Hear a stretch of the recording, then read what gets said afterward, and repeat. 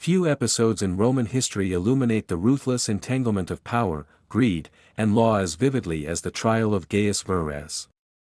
Cicero's prosecution of Verres is not merely a courtroom drama, it is a masterclass in rhetorical skill, political maneuvering, and the moral accountability of magistrates. Verres, a Roman governor of Sicily between 73 and 71 BCE, became infamous for his systematic plundering of the province, exploiting its citizens, embezzling public funds, and abusing his judicial authority. Cicero, then a young lawyer and rising star in Roman politics, seized the case not only to achieve justice but also to define the ethical and political boundaries of the Roman Republic. Verres' misdeeds were staggering in scope. Accounts preserved by Cicero detail how he extorted massive sums from Sicilian cities, illegally seized grain, and even confiscated sacred treasures.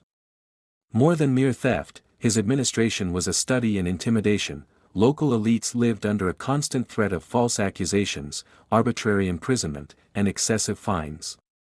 In effect, Verres treated Sicily not as a province under the governance of Rome but as a personal fiefdom where laws were instruments of personal enrichment. This systemic abuse underscores a larger theme in Roman governance, the tension between imperial authority and civic accountability, a tension that Cicero would exploit brilliantly in his speeches. Cicero's rhetorical strategy in the Verrem speeches is a remarkable blend of moral argumentation, forensic precision, and theatricality. Unlike many prosecutions, Cicero did not merely recite charges, he constructed a narrative that made the audience, and ultimately the jury, see Verres not as a political official but as a symbol of moral decay. He organized the case meticulously, from the most egregious instances of extortion to the subtler, psychological impacts of corruption on civic life. He demonstrated a command of both the letter of the law and the art of persuasion. Cicero's arguments moved beyond mere legal technicalities, appealing to Roman notions of pietas, duty to the state and gods, justice, and communal well-being. Interestingly, the trial also revealed the precarious balance of political power in late Republican Rome. Verres had allies in the Senate, and the prospect of prosecuting a former governor was fraught with risk. Cicero's willingness to confront these entrenched interests marked a turning point in his career, establishing him as a formidable advocate of the Republic's moral and legal norms. The trial, therefore, was not only a legal contest but also a political spectacle, illustrating how Roman law and rhetoric were intertwined with the maintenance of civic virtue and social hierarchy.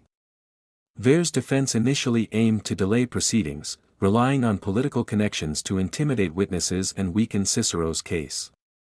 Yet Cicero's relentless preparation, including detailed documentation of Verres' crimes and direct testimony from Sicilian communities, forced Verres to flee into voluntary exile before a verdict could even be delivered. This outcome, while technically avoiding a formal conviction, is a testament to the prosecutorial power of evidence, strategy, and public opinion in the Roman judicial system. It demonstrates that even a man as powerful as Verres could not escape the cumulative force of legal and moral scrutiny when wielded with intelligence and courage. The trial also has profound implications for understanding Roman jurisprudence. It highlights the dual role of the quaestio, special jury courts, system, a forum not just for legal arbitration but for exposing corruption and reinforcing societal norms. Cicero's speeches reveal how legal expertise, persuasive oratory, and moral positioning intersected to shape public perception.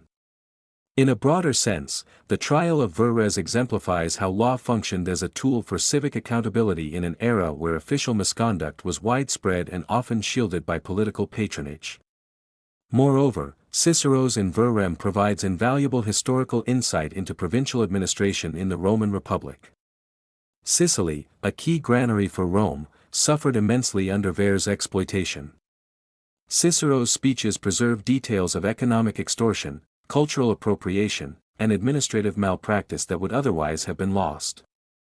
They allow modern readers to glimpse the lived experience of Roman provincial subjects and understand the stakes involved in governing Rome's increasingly vast territories.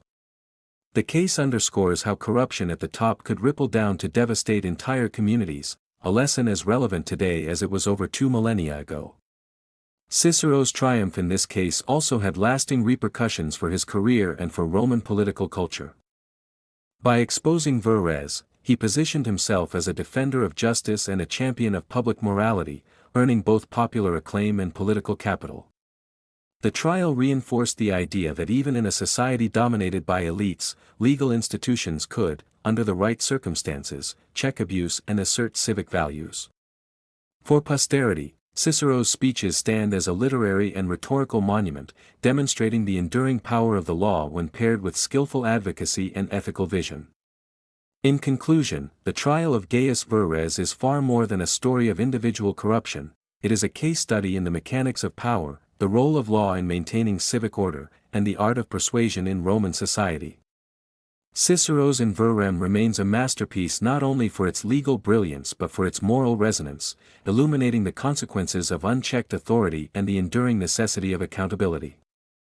In a world where corruption and abuse of office continue to challenge societies, the lessons of Verres' prosecution remain strikingly relevant. Truth, evidence, and eloquence, when combined, have the power to confront even the most entrenched injustice.